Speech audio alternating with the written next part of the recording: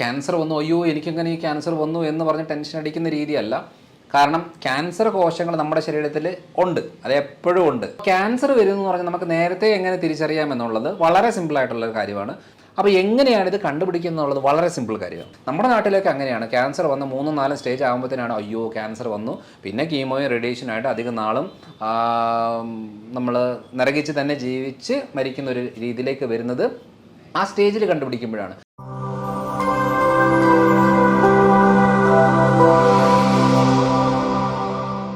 അപ്പോൾ നമുക്ക് ഇനി ഡോക്ടറോട് ഡിസ്കസ് ചെയ്യാനുള്ളത് ക്യാൻസർ ഇപ്പം പലപ്പോഴായിട്ട് പല ആളുകൾ ഒരുപാട് പേരിലേക്ക് സ്പ്രെഡ് ആയിക്കൊണ്ടിരിക്കുന്നതാണല്ലോ. അപ്പോൾ ഈ ക്യാൻസർ ഒരാളുടെ ജീവിതത്തിൽ വരാനിരിക്കുന്നു എന്നുള്ളത് നേരത്തെ നമുക്ക് തിരിച്ചറിയാൻ പറ്റുന്ന എന്തെങ്കിലും ലക്ഷണങ്ങൾ കാര്യങ്ങളുണ്ടോ, അല്ലെങ്കിൽ നേരത്തെ നമുക്കതിന് പ്രിക്കോഷൻസ് എടുക്കാൻ പറ്റുന്ന കാര്യങ്ങളുണ്ടോ എന്നുള്ള വിഷയത്തെക്കുറിച്ച്. ഓക്കെ, സത്യം പറഞ്ഞാൽ ക്യാൻസർ എന്ന് പറയുന്നത് നേരത്തെ ഉള്ള ഒരു രോഗാവസ്ഥയാണ്. കാരണം എങ്ങനെയെങ്കിലും ഒരു മനുഷ്യ ജീവിതം അവസാനിക്കുക എന്ന് പറയുമ്പോൾ അതിനകത്ത് ഒന്ന് നമ്മുടെ ഹാർട്ട് അറ്റാക്കാണ്, രണ്ടാമത്തത് നമുക്ക് വരുന്നത് സ്ട്രോക്കാണ്, പിന്നെ ക്യാൻസർ വളരെ കോമൺ ആയിട്ടുള്ളൊരു സംഭവമാണ്. ഇപ്പം സ്ട്രോക്കും ഹാർട്ട് അറ്റാക്കിൻ്റെ എണ്ണം കൂടുന്നുണ്ട്. എന്നാലും നമുക്ക് കുറേ ഇപ്പം ആയുസ് കൂടുതൽ നമുക്കുള്ളത് കൊണ്ട് നേരത്തെ രീതി വെച്ച് നോക്കുമ്പോൾ ചിലർ മാത്രം കൂടുതൽ നാൾ ജീവിക്കുകയും ചിലർ വളരെ പെട്ടെന്ന് മരിച്ചു പോകുന്ന ഒരു സാഹചര്യമുള്ള. അപ്പം എവറേജ് എടുത്ത് നോക്കുമ്പോൾ ലൈഫ് സ്പാൻ കുറവാണ്. ഇപ്പം ലൈഫ് സ്പാൻ കൂടുതലാണ്. അപ്പോൾ ഇപ്പോൾ കേരളത്തൊക്കെ എന്ന് പറഞ്ഞാൽ ഇപ്പോൾ 80 വയസ്സിന് മുകളിലോട്ടായി ആവറേജ് ലൈഫ് സ്പാൻ. പക്ഷേ ആക്ച്വലി ഈ പറയുന്ന പല എന്ന് വെച്ചാൽ മനുഷ്യൻ്റെ അവസാന കാലഘട്ടം എന്ന് പറയുന്നത് ഡയഗ്നോസ് ചെയ്യുന്നത് ഏതെങ്കിലും രീതിയിലുള്ള ഒരു ക്യാൻസർ ആയിരിക്കും എന്നുള്ളതേ ഉള്ളൂ. അപ്പം ക്യാൻസർ എന്ന് പറയുന്നതിന് പല കാരണങ്ങളുണ്ട്. ജസ്റ്റ് നമുക്കൊരു ക്യാൻസർ വന്നു, അയ്യോ എനിക്കെങ്ങനെ ഈ ക്യാൻസർ വന്നു എന്ന് പറഞ്ഞ് ടെൻഷൻ അടിക്കുന്ന രീതിയല്ല. കാരണം ക്യാൻസർ കോശങ്ങൾ നമ്മുടെ ശരീരത്തിൽ ഉണ്ട്, അത് എപ്പോഴും ഉണ്ട്. പക്ഷേ നമ്മുടെ ഇമ്മ്യൂണിറ്റി ലെവൽ നല്ല സ്ട്രോങ് ആയിട്ട് നിൽക്കുന്നതുകൊണ്ട് ഈ ക്യാൻസർ സെൽസിൻ്റെ ഗ്രോത്ത് ആയാലും അതിൻ്റെ ആക്ടിവിറ്റീസിനെയൊക്കെ സപ്രസ് ചെയ്ത് വെച്ചുകൊണ്ടിരിക്കുന്നത് കൊണ്ടാണ് നമ്മൾ കറക്റ്റായിട്ട് പൊയ്ക്കൊണ്ടിരിക്കുന്നത്. പക്ഷേ ഈ സെല്ലിൻ്റെ ഡിവിഷൻ ഓരോ പ്രായത്തിനനുസരിച്ച് ആയി വരുമ്പോൾ സ്പീഡ് കൂടുമ്പോഴാണ് നമ്മൾ പെട്ടെന്ന് മരിക്കുന്ന രീതിയിലേക്ക് വരുന്നത്. കാരണം ഒരു സെല്ലിന് ഇപ്പോൾ ഒരു 50 ഡിവിഷനാണ് ഉള്ളതെങ്കിൽ 25 ഡിവിഷൻ വരെ കറക്റ്റ് രീതിയിൽ പോവുകയും പിന്നെ സ്പീഡ് കൂടുമ്പോൾ മ്യൂട്ടേഷൻ്റെ ഭാഗമായിട്ട് സ്പീഡ് കൂടുന്നതനുസരിച്ച് നമുക്ക് പെട്ടെന്ന് നമ്മുടെ ആ സെല്ലിൻ്റെ ഡെത്ത് ആകുകയും അതിൻ്റെ ഭാഗമായിട്ട് മനുഷ്യ ശരീരം മരിക്കുകയും ചെയ്യുന്നതാണ്. അപ്പോൾ ക്യാൻസർ വരുമെന്ന് പറഞ്ഞാൽ നമുക്ക് നേരത്തെ എങ്ങനെ തിരിച്ചറിയാം എന്നുള്ളത് വളരെ സിമ്പിളായിട്ടുള്ളൊരു കാര്യമാണ്. ക്യാൻസർ എന്ന് പറയുന്ന കാര്യം നമുക്ക് ഉണ്ട് എന്ന് തിരിച്ചറിയും. ഇപ്പോൾ ഞാൻ ഏറ്റവും കൂടുതൽ ട്രീറ്റ് ചെയ്യുന്നൊരു മേഖല തൈറോയ്ഡ് ആയതുകൊണ്ട്, അപ്പോൾ ഈ തൈറോയ്ഡുമായിട്ട് ബന്ധപ്പെട്ട് നമ്മളിപ്പോൾ ഒരു ദിവസം നമ്മുടെ അടുത്ത് ഒരു 500 പേര്, നമ്മൾ പല സെൻറ്ററുകളായിട്ട് ഒരു 500 പേര് വന്നാൽ അതിനകത്ത് മിനിമം ഒരു 10 പേരെങ്കിലും നമുക്കിത് ക്യാൻസറായിട്ട് കണ്ടുപിടിക്കാൻ പറ്റുന്നുണ്ട്. കാരണം ഏറ്റവും കൂടുതൽ ഇപ്പം തൈറോയ്ഡ് കേസ് ഉള്ളത് കൊണ്ട് എല്ലാവർക്കും നിർബന്ധമായിട്ട് തൈറോയ്ഡ് ഗ്ലാൻഡ് സ്കാൻ ചെയ്യുന്നുണ്ട്. സ്കാൻ ചെയ്തതിൻ്റെ ഭാഗമായിട്ട് നമുക്ക് ഗ്രേഡിങ് വരും. പക്ഷേ ഈ പറയുന്ന ആളുകൾക്കൊന്നും ഒരു സിംറ്റമും കാണിക്കത്തില്ല. പലപ്പോഴും നമ്മൾ പല കാരണങ്ങൾക്കായിട്ടാണ് വരുന്നത്.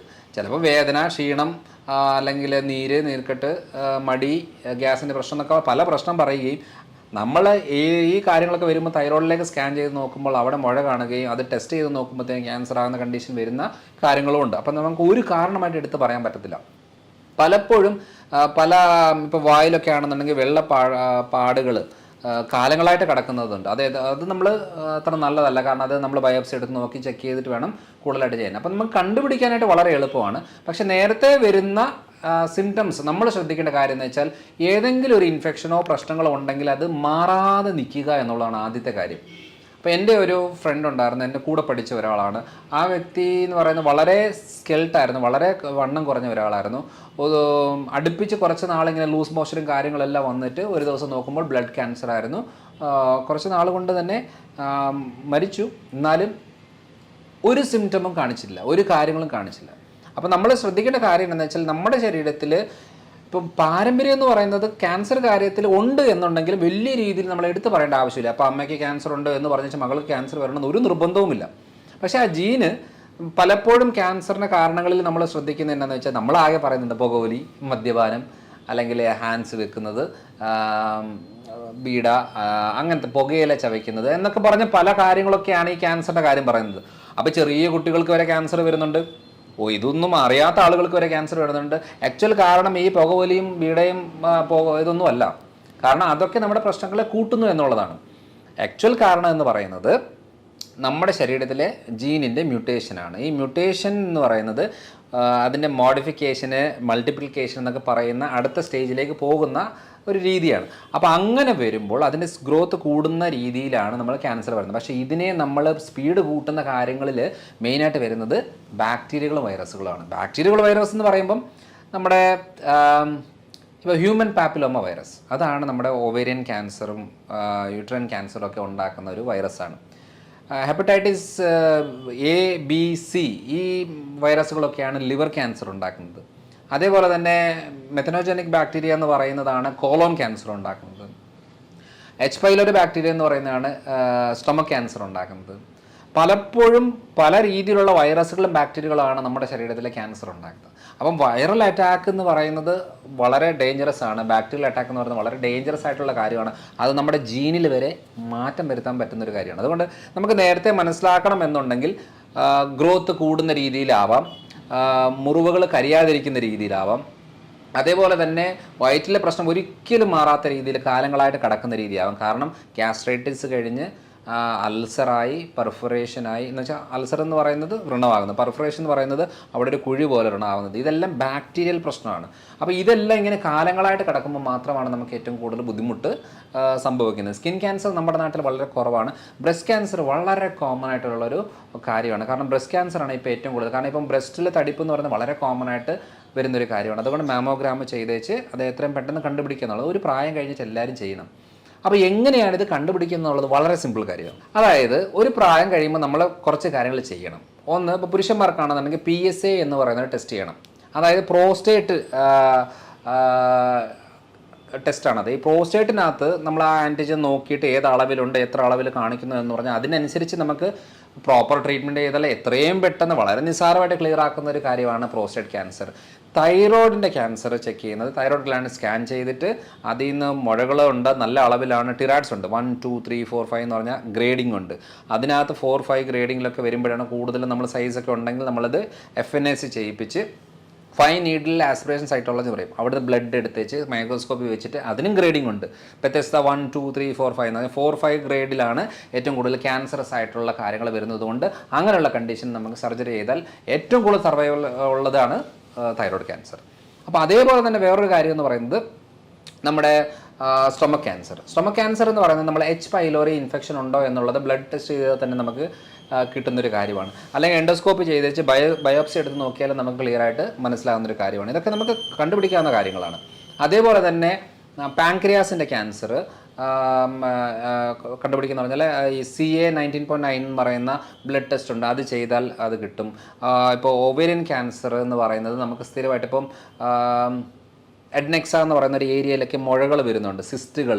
ആ സിസ്റ്റുകൾ നമുക്ക് ഇപ്പോൾ ആ ഏരിയയിൽ നമുക്ക് സിംഗിൾ സിസ്റ്റുകളായിട്ട് വരുന്നതുണ്ടെങ്കിൽ അതൊരു CA 125 എന്ന് പറഞ്ഞാൽ ടെസ്റ്റ് ചെയ്ത് നോക്കുമ്പോൾ അതിൻ്റെ അളവ് കൂടുന്നുണ്ടെങ്കിൽ അത് ചെറിയ രീതിയിലാണെങ്കിൽ നമുക്ക് ഹോർമോണൽ മെഡിസിൻസോ കാര്യങ്ങളോ എടുത്ത് വെച്ച് നമുക്ക് ക്ലിയർ ആക്കാൻ പറ്റും. അല്ലെങ്കിൽ നമ്മൾ സർജറി ചെയ്ത് കീമോ ചെയ്ത് തന്നെയാണ് മുന്നോട്ട് പോകേണ്ടത്. അപ്പോൾ ക്യാൻസർ എന്ന് പറയുന്ന സമയങ്ങളിൽ നമുക്ക് കണ്ടുപിടിക്കാനുള്ള പല ഓപ്ഷനുണ്ട്. നേരത്തെ ഒരു 10 കൊല്ലം മുമ്പേ നമുക്ക് മനസ്സിലാവുന്ന ഒരു കാര്യമാണ്. അല്ലാതെ ഇപ്പം നമുക്ക് സഡൻ ആയിട്ട് അയ്യോ എനിക്ക്, നമ്മുടെ നാട്ടിലേക്ക് അങ്ങനെയാണ്, ക്യാൻസർ വന്ന് 3-4 സ്റ്റേജ് ആകുമ്പോഴത്തേനാണ് അയ്യോ ക്യാൻസർ വന്നു, പിന്നെ കീമോയും റേഡിയേഷനായിട്ട് അധികം നാളും നമ്മൾ നരകിച്ച് തന്നെ ജീവിച്ച് മരിക്കുന്ന ഒരു രീതിയിലേക്ക് വരുന്നത് ആ സ്റ്റേജിൽ കണ്ടുപിടിക്കുമ്പോഴാണ്. പക്ഷേ നേരത്തെ കണ്ടുപിടിക്കാനുള്ള ഓപ്ഷൻ നമ്മുടെ അടുത്ത് പലതും ഉണ്ട്. അതുകൊണ്ടാണ് നമ്മളൊരു ജനറൽ ചെക്കപ്പ് ചെയ്യുന്ന സമയത്ത് നമ്മുടെ ആയുർദൈർഘ്യം ആയിരിക്കുന്ന ഈ ഒരു കാലഘട്ടത്തിൽ നമ്മൾ ക്യാൻസർ ടെസ്റ്റുകൾ കോമൺ ആയിട്ട് തന്നെ ചെയ്യേണ്ട ഒരു കാര്യമാണ്. അതിന് വേണ്ടിയിട്ട് നമ്മൾ എല്ലാ കോമൺ ഇപ്പം ചില ലാബുകളൊക്കെ പോയി കഴിഞ്ഞാൽ 50 ടെസ്റ്റിന് 3000 രൂപ എന്നൊക്കെ പറഞ്ഞ് ചെയ്യിക്കുന്നതുണ്ട്. അപ്പം നമുക്ക് ആവശ്യമുള്ള ടെസ്റ്റുകൾ എന്താണ്, നമ്മുടെ ഫാമിലി ഹിസ്റ്ററിയിൽ എന്തൊക്കെ രീതികളുണ്ട്, അതൊക്കെ ഒരു വിദഗ്ധരായ ഒരു ഡോക്ടർമാരുടെ അടുത്ത് ഇരുന്ന് സംസാരിക്കണം. എനിക്ക് ഇന്ന ടെസ്റ്റുകളൊക്കെ ചെയ്യണം, അത് ഞാൻ ഏതൊക്കെയാണ് ചെയ്യേണ്ടത്, എൻ്റെ ഫാമിലി ഇന്ന പ്രശ്നങ്ങളുണ്ട്, എൻ്റെ ശരീരത്തിൽ ഇന്നതുണ്ട് എന്നൊക്കെ പറഞ്ഞ് അതിൽ ടെസ്റ്റുകൾ നോക്കിയിട്ട് ആവശ്യമുള്ളത് മാത്രം ചെയ്ത് നമുക്ക് കൺഫേം ചെയ്യാനുള്ള കാര്യങ്ങളേ ഉള്ളൂ. അപ്പം പലപ്പോഴും നമ്മൾ അറിയേണ്ടത് ഏതെങ്കിലും ഒരു ശാരീരികമായിട്ടുള്ള ബുദ്ധിമുട്ടുകൾ മാറാതെ ഒത്തിരി കാലങ്ങളായിട്ട് നിലനിൽക്കുന്നു, എന്ത് ചെയ്തിട്ടും ഉപയോഗമില്ലാത്തൊരു കണ്ടീഷനാണെങ്കിൽ നമ്മൾ ഡീപ്പായിട്ട് അത് നമ്മൾ ടെസ്റ്റ് ചെയ്ത് നോക്കേണ്ടി വരും. പലപ്പോഴും നമ്മൾ ആ ഒരു ഭാഗം നമ്മൾ ശ്രദ്ധിക്കാതെ പോകുമ്പോഴാണ് നമ്മൾ എന്താ പറയുക കുറച്ച് കഴിഞ്ഞിട്ട് മനസ്സിലാകുന്നത്. ഇപ്പം ആഞ്ചലിന ജൂലിയൊക്കെ ഹോളിവുഡ് ആക്ട്രസ്സാണ്.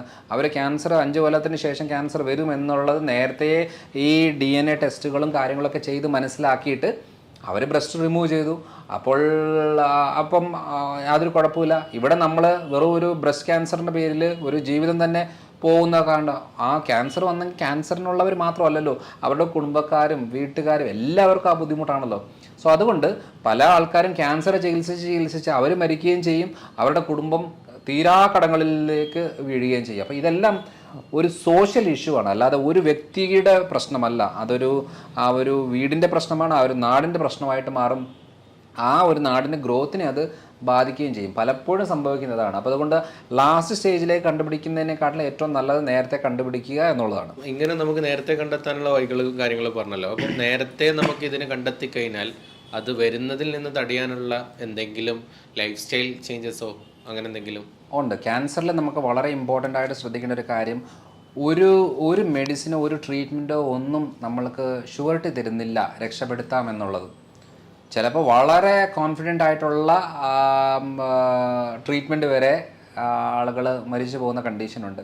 അപ്പോൾ അതുകൊണ്ട് നമ്മൾ തീരെ കിട്ടത്തില്ല എന്ന് ഓർക്കുന്ന പല കാര്യങ്ങളും പല സാഹചര്യങ്ങളും നമുക്ക് തിരിച്ച് കിട്ടുന്ന കണ്ടീഷനുണ്ട്. അതുകൊണ്ട് നമ്മളൊരു ട്രീറ്റ്മെൻറ്റ് എന്ന് പറയുമ്പോൾ ഒരു കീമോയോ റേഡിയേഷനോ അല്ലെന്നുണ്ടെങ്കിൽ എന്തെങ്കിലും ഒരു ട്രീറ്റ്മെൻറ്റ് മെത്തഡ് നമ്മൾ ചെയ്യുന്നതിൻ്റെ ഭാഗമായിട്ട് നമ്മൾ സർവൈവ് ആകും എന്നുള്ളത് ഉറപ്പ് നമുക്ക് ഒരിക്കലും എവിടെയും പറയാൻ പറ്റത്തില്ല.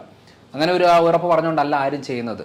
പക്ഷേ നമ്മൾ ആ ഒരു കാര്യം ഈ ഒരു സ്റ്റേജിൽ നമുക്ക് നിർബന്ധമായിട്ട് ചിലപ്പോൾ സാധാരണ രീതിയിലൊക്കെ ഉള്ളതുണ്ടെങ്കിൽ നമുക്കത് അല്ലാത്ത രീതിയിൽ ഹാൻഡിൽ ചെയ്യാൻ പറ്റും. അതിൽ നമുക്ക് കുറേ ലൈഫ് സ്റ്റൈൽ ചേഞ്ചസുകൾ നമുക്ക് ഉപയോഗപ്പെടും. പക്ഷേ സിവിയർ ആയിട്ടുള്ള കണ്ടീഷനിൽ നമുക്ക് പ്രോപ്പർ ട്രീറ്റ്മെൻറ്റ് അത് ഓങ്കോളജി ഡിപ്പാർട്ട്മെൻറ്റിൽ കാണിച്ച് അതിനനുസരിച്ചുള്ള കാര്യങ്ങൾ ചെയ്തിട്ട് വേണം ചെയ്യാനായിട്ട്. പലപ്പോഴും നമ്മൾ ചെയ്യുന്നൊരു കാര്യമുണ്ട്. ഇപ്പോൾ 80 വയസ്സിൽ നമ്മളൊരു ക്യാൻസർ കണ്ടുപിടിച്ചു. 80 വയസ്സുള്ള ഒരാളെ ക്യാൻസർ കണ്ടുപിടിച്ച് കഴിഞ്ഞ തവണ ഒരു ഒപ്പീനിയൻ ചോദിച്ചതാണ്. 80 വയസ്സാണ്, അപ്പം ക്യാൻസറാണ്, ഞങ്ങൾ അമ്മയ്ക്കാണ് കീമോ ചെയ്യാനാണ് പറഞ്ഞത്, ഡോക്ടറുടെ അഭിപ്രായം എന്താണെന്ന് എന്നോട് ചോദിച്ചു.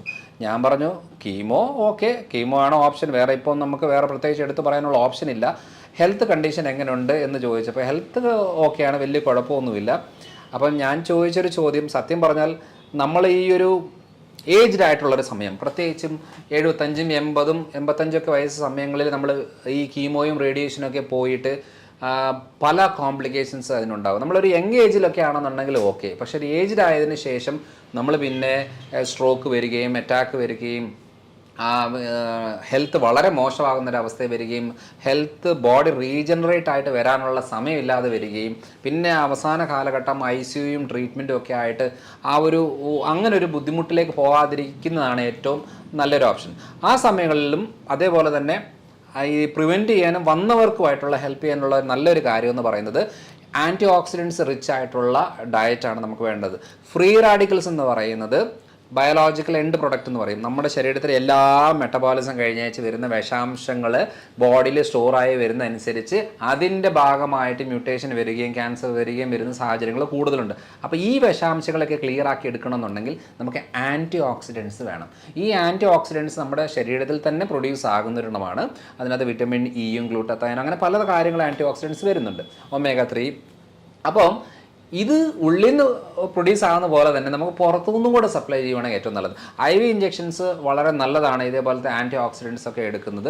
അതേപോലെ തന്നെ ഓറലി എടുക്കുകയാണെന്നുണ്ടെങ്കിൽ വിറ്റമിൻ D നല്ലൊരു ആൻറ്റി ഓക്സിഡൻ്റ് ആണ്. നല്ല ഹൈ ഡോസേജിൽ നമ്മൾ ക്യാൻസറസ് കണ്ടീഷൻ എന്ന് പറയുന്നത് ഹൈ ഡോസിൽ തന്നെ നമ്മൾ വീക്ക്ലി വൺസ് എടുക്കുന്നത് 2-3 തവണയൊക്കെ നമ്മൾ പ്രിഫർ ചെയ്യുന്നതിൻ്റെ മെയിൻ കാര്യം എന്ന് പറയുന്നത് വിറ്റമിൻ D നല്ലൊരു ആൻറ്റി ഓക്സിഡൻ്റ് ആണ്. അതേപോലെ തന്നെ ഒമേഗ 3 നല്ലൊരു ആൻറ്റി ഓക്സിഡൻ്റ് ആണ്. ഗ്ലൂട്ടാത്തയോൺ നല്ലൊരു ആൻറ്റി ഓക്സിഡൻ്റ് ആണ്. കാൽസ്യം സപ്ലൈ ചെയ്യുന്നത് നല്ലൊരു കാര്യമാണ്. അതേപോലെ തന്നെ സിങ്ക്, സെലേനിയം കഴിക്കുന്നത് നല്ലൊരു കാര്യമാണ്. ഇതെല്ലാം സപ്ലിമെൻറ്റ്സിൽ വരുന്ന കാര്യമാണ്. ഇത് തന്നെ നമ്മുടെ ഫുഡിൽ വരുമ്പോൾ എന്ന് പറയുമ്പോൾ പച്ചക്കറികൾ ഏറ്റവും കൂടുതൽ കിഴങ്ങ് വർഗ്ഗങ്ങളല്ല. ഇപ്പോൾ ഉരുളക്കിഴങ്ങ് ഒരു പച്ചക്കറി അല്ല, അതൊരു കിഴങ്ങ് വർഗ്ഗമാണ്. പച്ചക്കറികളിലും ഇലക്കറികളിലുമാണ് ഏറ്റവും കൂടുതൽ വൈറ്റമിൻസും മിനറൽസും ആൻറ്റി ഓക്സിഡൻസും ഉള്ളത്. പിന്നെ ഉള്ളത് റെഡ് മീറ്റ്സ് അധികം ഉപയോഗിക്കാതിരിക്കുന്നതാണ് നല്ലത്. വൈറ്റ് മീറ്റ് എന്ന് പറഞ്ഞാൽ ചിക്കനും ഫിഷും, അതേപോലെ തന്നെ എഗ്ഗ്, അതേപോലെ തന്നെ പയറുപരിപ്പ് വർഗ്ഗങ്ങൾ, മഷ്റൂം, അങ്ങനത്തെ രീതിയിലുള്ള പ്രോട്ടീൻസ് ഏറ്റവും കൂടുതൽ ശരീരത്തിന് ഉപയോഗപ്പെടുന്ന ഒരു കാര്യമാണ്. പിന്നെ ഉള്ളത് ക്യാൻസറും ഗ്ലൂക്കോസും തമ്മിലൊരു കണക്ഷൻ ഉണ്ട്. ക്യാൻസർ സെല്ലും ഗ്ലൂക്കോസ്, ലേറ്റസ്റ്റ് റിസർച്ചുകളിലെല്ലാം പറയുന്ന കാര്യം എന്ന് പറയുന്നത് ഗ്ലൂക്കോസ് ബോഡിയിലേക്ക് കൂടുതൽ സപ്ലൈ ചെയ്ത് കഴിഞ്ഞാൽ ക്യാൻസർ സെൽസിൻ്റെ ഗ്രോത്ത് സ്പീഡപ്പ് ആകും. അതുകൊണ്ട് കീമോ എടുത്താലും റേഡിയേഷൻ എടുത്താലും ഒന്നും ചെയ്തില്ലെങ്കിലും ക്യാൻസർ ഉള്ള ആളുകൾ ആദ്യം ശ്രദ്ധിക്കേണ്ടത് ഇതിൻ്റെ ഗ്രോത്ത് മൾട്ടിപ്ലിക്കേഷൻ സ്പീഡപ്പ് ആകാതിരിക്കണമെന്നുണ്ടെങ്കിൽ ഗ്ലൂക്കോസ് കട്ട് ഡൗൺ ചെയ്യണം. ഗ്ലൂക്കോസ് കുറയ്ക്കാതെ ക്യാൻസർ സെല്ലിൻ്റെ ഗ്രോത്ത് കുറയ്ക്കാനോ കൺട്രോൾ ചെയ്യാനോ പറ്റത്തില്ല. നമ്മളിപ്പോൾ കീമോ ചെയ്തു, റേഡിയേഷൻ ചെയ്തു, മരുന്നുകൾ എടുത്തു, എന്തും ആയിക്കോട്ടെ, കുറച്ച് കാലത്തിനുള്ളിൽ വീണ്ടും വരും. അല്ലാതെ അത് വലിയ തീർന്നു എന്ന് പറഞ്ഞൊരു കാര്യമല്ല. ഇപ്പം 100 പേർക്ക് ഈ ട്രീറ്റ്മെൻറ്റ് കാര്യങ്ങളെല്ലാം ചെയ്തു, അവർക്ക് ക്യാൻസർ ഉണ്ടായിരുന്നു, ട്രീറ്റ്മെൻറ്റ് എല്ലാം ചെയ്തു, അതിൽ ഒരു 60% ആളുകൾക്കും വീണ്ടും വരികയാണ്. 2 കൊല്ലം കഴിഞ്ഞ് 5 കൊല്ലം കഴിഞ്ഞ് വീണ്ടും വരികയാണ്. കാരണം അതിനകത്തൊരു സൊല്യൂഷൻ ആയിട്ടില്ല. വന്നതിനെ കുറച്ചു എന്നുള്ളതല്ലാതെ വീണ്ടും വരാനുള്ള ടെൻഡൻസി ആ ശരീരപ്രകൃതത്തിന് കാണിക്കുന്നത് കൊണ്ട് അതിനെയാണ് നമ്മൾ ക്ലിയർ ആക്കേണ്ടത്. അങ്ങനെയുള്ളപ്പോഴാണ് നമ്മൾ ഈ പറഞ്ഞ ഗ്രെയിൻ ഫ്രീ ഡയറ്റ്, അതേപോലെ നമ്മുടെ ഗ്ലൂക്കോസ് കട്ട് ചെയ്തിട്ടുള്ള ഡയറ്റാണ് ഏറ്റവും കൂടുതൽ അവർക്ക് ഹെൽപ്പ് ചെയ്യുന്നത്. വെച്ചാൽ വൈറ്റമിൻസും മിനറൽസും പ്രോട്ടീൻസും ഒക്കെ നന്നായിട്ട് കഴിക്കാം, പക്ഷെ ഗ്ലൂക്കോസ് കണ്ടൻറ്റ് കൂടുതലായിട്ട് എടുക്കുമ്പോൾ ഈ പറയുന്ന ബുദ്ധിമുട്ടുകൾ കൂടും. അതുകൊണ്ട് ക്യാൻസർ കണ്ടീഷനിൽ നമ്മൾ ഏറ്റവും കൂടുതൽ ശ്രദ്ധിക്കേണ്ടത് ബാക്കി ഭക്ഷണങ്ങൾ കൂടുതൽ എടുക്കുകയും ഗ്ലൂക്കോസ് കണ്ടൻറ്റ്, ഇൻ്റർമീഡിയറ്റ് ഫാസ്റ്റിംഗ് നല്ലൊരു ഓപ്ഷനാണ് ക്യാൻസർ ഉള്ള ആളുകൾക്കും ക്യാൻസർ വരാതിരിക്കാനായിട്ട് ഹെൽപ്പ് ചെയ്യുന്നത്. എന്ന് വെച്ചാൽ 16 മണിക്കൂറത്തെ ഫാസ്റ്റിംഗ് എന്ന് വെച്ചാൽ 3 രീതിയിൽ അത് ചെയ്യാം. രാവിലെ 9 മണി, 1 മണി, 5 മണി, ഈ 3 നേരം കഴിക്കുകയും 5 മണി കഴിഞ്ഞാൽ പിറ്റേ ദിവസം 9 മണി കഴിച്ചാൽ അത് ഇൻ്റർമീഡിയറ്റ് ഫാസ്റ്റിംഗ് ആയി. അല്ലെങ്കിൽ രാവിലെ 8 മണി, ഉച്ചയ്ക്ക് 1 മണി, വൈകുന്നേരം 4 മണി, അതും ഒരു ഓപ്ഷനാണ്. ഇനി അതല്ല, രാവിലെ എനിക്ക് കുഴപ്പമില്ല കഴിച്ചില്ലെങ്കിലെന്നുണ്ടെങ്കിൽ രാവിലെ സ്കിപ്പ് ചെയ്യുക, ഉച്ചയ്ക്കും വൈകുന്നേരം കഴിക്കുക, പിറ്റേ ദിവസം ഉച്ചയ്ക്ക് കഴിച്ചാൽ അത് ഇൻ്റർമീഡിയറ്റ് ഫാസ്റ്റിംഗ്. എനിക്ക് രാവിലെ നിർബന്ധമാണ്, രാത്രി കഴിച്ചില്ലെങ്കിലും കുഴപ്പമില്ലെന്ന് പറഞ്ഞാൽ രാവിലെയും ഉച്ചയ്ക്കും കഴിക്കുക, രാത്രി കഴിക്കാതെ പിറ്റേ ദിവസം രാവിലെ കഴിക്കുകയാണെങ്കിൽ അത് ഇൻ്റർമീഡിയറ്റ് ഫാസ്റ്റിംഗ് ആണ്. ഇത് കറക്റ്റായിട്ട് നമ്മളൊരു 3 മന്ത്സ് ഫോക്കസ് ചെയ്ത് ചെയ്യുകയാണെന്നുണ്ടെങ്കിൽ ക്യാൻസർ ഗ്രോത്ത് കുറയും. ഇതൊരു ഓട്ടോഫേജ് എന്ന് പറയുന്നൊരു കോൺസെപ്റ്റാണ്. നമ്മുടെ പുതിയ കോശങ്ങളെയൊക്കെ പഴയ ഫ്രീ റാഡിക്കൽസിനെയും വിഷാംശങ്ങളെയൊക്കെ സ്വയം തിന്ന് ക്ലിയർ ആക്കുന്ന ഒരു മെത്തഡാണ്. ഇതൊക്കെയാണ് ക്യാൻസർ കണ്ടീഷൻ ഏറ്റവും കൂടുതലായിട്ട് നമ്മൾ ഫോക്കസ് ചെയ്യേണ്ട ഒരു കാര്യം. അപ്പോൾ ഈ ഗ്ലൂക്കോസ് കുറയ്ക്കുക എന്ന് പറഞ്ഞ സമയത്ത് പലപ്പോഴായിട്ട് ഡോക്ടർ ഒരുപാട് വീഡിയോസിൽ പറഞ്ഞതാണെങ്കിലും പുതുതായിട്ട് ഒരാൾ കാണുന്ന അദ്ദേഹത്തിൻ്റെ ഒരു അറിവ് കിട്ടിക്കോട്ടെ എന്ന് ഉള്ളവർക്ക് ചോദിക്കുകയാണ്. അപ്പം ഈ അരിഭക്ഷണങ്ങളാണോ കുറയ്ക്കേണ്ടത് അല്ലെങ്കിൽ വേറെ എന്തെങ്കിലും മെയിനായിട്ട് കുറയ്ക്കേണ്ടത് ഒന്ന് ചെറിയ രൂപത്തിലൊന്ന് പറഞ്ഞാൽ നല്ലത്. ക്യാൻസർ കണ്ടീഷനിൽ അരിഭക്ഷണം മാത്രം കുറച്ചിട്ട് കാര്യമൊന്നുമില്ല. ബാക്കി കാര്യങ്ങളിൽ നമ്മളിപ്പം നോർമലായിട്ട് ഇപ്പം ഒരു കണ്ടീഷനിലാണെന്നുണ്ടെങ്കിൽ നമുക്കിപ്പോൾ നീർക്കെട്ട് വേദനകൾ എന്നൊക്കെ പറഞ്ഞാൽ ഗ്രെയിൻസ് ആണ് മെയിനായിട്ട് കട്ട് ചെയ്യേണ്ടത്. അപ്പോൾ കിഴങ്ങ് വർഗ്ഗങ്ങൾ കുറച്ചൊക്കെ ഉപയോഗിക്കുന്നുണ്ട്, കുഴപ്പമില്ല. അതേപോലെ ഏത്തപ്പഴം, ഉരുളക്കിഴങ്ങ്, ഇതൊക്കെ ചെറിയ അളവിൽ നമുക്ക് ഗ്ലൂക്കോസ് ഉള്ളതാണ്. സോ അതുകൊണ്ട് ഈ കണ്ടീഷന് കുഴപ്പമില്ല. പക്ഷേ ക്യാൻസർ കണ്ടീഷനിൽ ഒരു രീതിയിലും ഗ്ലൂക്കോസ് പറ്റില്ല. സോ അതുകൊണ്ട് അത് നമ്മൾ കുറച്ച് നാളത്തേക്ക് ഒരു 3 മന്ത്സിലെങ്കിലും മനസ്സിൽ വെച്ചുകൊണ്ടാണ് അത് ചെയ്യേണ്ടത്. അപ്പോൾ അങ്ങനെയുള്ള ഡയറ്റ് എന്ന് പറയുന്നത് ഞാൻ പൊതുവേ പറയുന്നത്, ഇപ്പോൾ എൻ്റെ വെബ്സൈറ്റ് drmanojjohnson.com എന്ന് പറയുന്ന വെബ്സൈറ്റിനകത്ത് ഫ്രീ ആയിട്ട് തന്നെ ഡയറ്റ് ചാർട്ടുകൾ ഇട്ടിട്ടുണ്ട്. അതിനകത്ത് ഗ്രെയിൻ ഫ്രീ ഡയറ്റാണ് അതിനകത്ത് വേണ്ടത്. എന്ന് വെച്ചാൽ രാവിലെ വല്ല ഓംലെറ്റോ നട്ട്സോ അങ്ങനെ എന്തെങ്കിലുമൊക്കെ ആയിട്ട്, ഉച്ചയ്ക്ക് ഫിഷ് അല്ലെങ്കിൽ വെജിറ്റബിൾസ് കാര്യങ്ങളൊക്കെ ആയിട്ട്, ഈവനിങ് ആയിട്ട് വല്ല സൂപ്പോ വെജിറ്റബിളോ അല്ലെങ്കിൽ ചിക്കനോ ആ ഒരു രീതിയിൽ എന്തെങ്കിലും, അല്ലെങ്കിൽ മഷ്റൂം, പനീർ, ഇപ്പം പയറുപരിപ്പ് വർഗ്ഗങ്ങൾ, കാർബോഹൈഡ്രേറ്റ് അതിനകത്ത് ഉൾപ്പെടുത്തുന്നുണ്ട്. പക്ഷേ പയറുപരിപ്പ് വർഗ്ഗങ്ങളിൽ കുറച്ച് അളവിലുണ്ട്. എന്നാലും കമ്പാരിറ്റീവ്ലി കിഴങ്ങ് വർഗ്ഗങ്ങളിലും ധാന്യങ്ങളിലും വെച്ച് നോക്കുമ്പം ഇത് ബെറ്റർ ആയതുകൊണ്ട് ഈ ഒരു ഡയറ്റ് ആയിരിക്കും ഈ ക്യാൻസർ എന്ന് പറഞ്ഞ കണ്ടീഷനെ ചേർത്ത് നിൽക്കാനായിട്ട് ഹെൽപ്പ് ചെയ്യുന്നൊരു കാര്യം. അല്ലാതെ കൂടുതൽ ഇപ്പം ഞാൻ ശ്രദ്ധിച്ചിട്ടുണ്ടെന്ന് വെച്ചാൽ നമ്മൾ ഈ ക്യാൻസർ ട്രീറ്റ്മെൻറ്റ് വരുമ്പോൾ നന്നായിട്ട് കഴിക്കണം എന്നാണ് പറയുന്നത്. അപ്പോൾ ഈ കൂടുതൽ ബിരിയാണിയും ഫ്രൈഡ് റൈസും ചോറുകളുമാണ് കഴിക്കുന്നതെങ്കിൽ ക്യാൻസർ സെൽസിന് ഗ്രോത്ത് സ്പീഡപ്പ് ആകുകയാണ്. നമ്മൾ ട്രീറ്റ്മെൻറ്റ് എടുക്കുമ്പം കുറയുന്നു, നമ്മൾ അതിനെ വീണ്ടും സ്പീഡപ്പ് ആക്കി കൊണ്ടുപോകണം. അപ്പോൾ അത് കുറയ്ക്കണം എന്നുണ്ടെങ്കിൽ ഈ പറയുന്ന ഗ്ലൂക്കോസ് കട്ട് ചെയ്തിട്ടുള്ള ഡയറ്റ് 3 മന്ത്സ് ഫോക്കസ് ചെയ്യുക എന്നുള്ളതാണ് മെയിനായിട്ട് അതിന് ആവശ്യം. ന്യൂട്രിയൻസ് കിട്ടും, പക്ഷേ ഗ്രോത്ത് കുറയ്ക്കാനായിട്ട് ഇത് കൂടുതലായിട്ട് ഹെൽപ്പ് ചെയ്യും. ഓക്കെ ക്യാൻസറിനെ കുറിച്ച് നല്ലൊരു ഇൻഫർമേഷനാണ് സാറ് തന്നിട്ടുള്ളത്. നമുക്ക് മറ്റൊരു ടോപ്പിക്കുമായിട്ട് വീണ്ടും കാണാം. Thank you.